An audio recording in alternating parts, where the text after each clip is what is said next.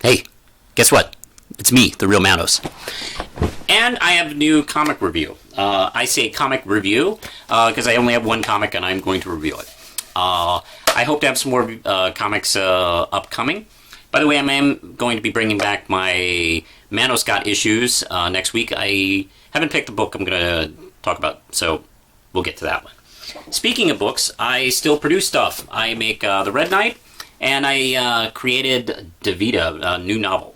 They're both available at the links below. Check them out, won't you?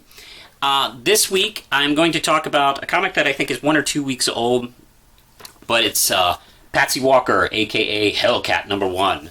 And this is by Kate Lith and Brittany Williams, who is, I believe, this is their first ongoing for Marvel, at least. And boy, is it cool. And I was a big fan of the Charles Soule She-Hulk book, which followed Jen Walters at her first time running her own law practice. And she had Hellcat being her private investigator, and it's a great book. And by the way, if you can dig up the issues or the trade, I think there's a couple trades of it. Go check it out. Go get it. It's great. It's fantastic. Just read it. This almost plays a little bit like kind of a spiritual sequel to that, where it follows Patsy Walker, and she's actually, her financial situation was much worse than I expected it to be. She was living in the office next door to Jennifer, unbeknownst to their landlord. And when Jennifer has to let her go because of the fact that she just can't afford her right now, she's kind of got nowhere to live. So she ends up hooking up with this guy, who actually has minor inhuman powers, because everybody's an inhuman now. And she convinces him to use his powers for good instead of for like, petty crimes, essentially, what he was doing. And this inspires her to create something. By the way, they move in together. Kind of Jack and Chrissy, Janet style, not anything else. Actually, I believe he is... Oh, that's right, he is actually gay. That's a great scene because he takes her to his favorite bookstore, Burley Books, where she runs into an old friend who was in the old Patsy Walker comics. And he runs this really nice looking gay bookstore, which has a lot of nostalgia stuff going on. This might be the first time I've seen a Marvel superhero hang out in a gay bookstore in one of their titles.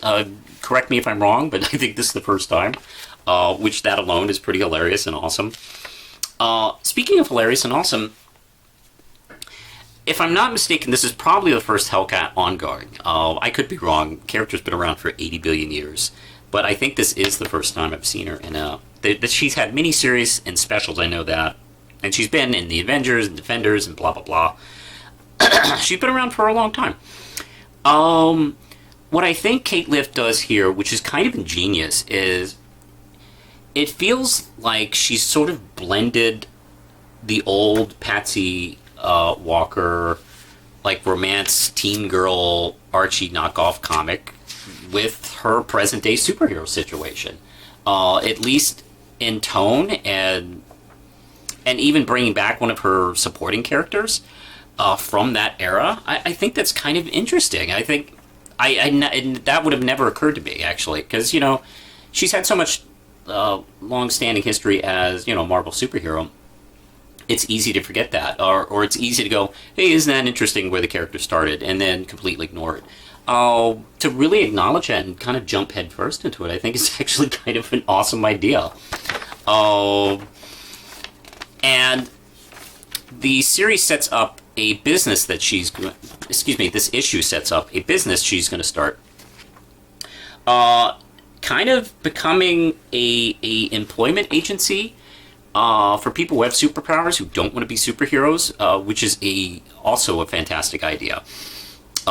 Because, with a world filled with mutants and Inhumans, not everybody wants to be a superhero or villain. Some people just want to pay the rent and live their lives. And I hope we get a lot of fun and interesting stories based around that idea, because that's actually pretty clever. The art, by the way, is Brittany Williams, and I've seen her work before on some independent titles, and I believe she's done a Marvel book, but I can't remember.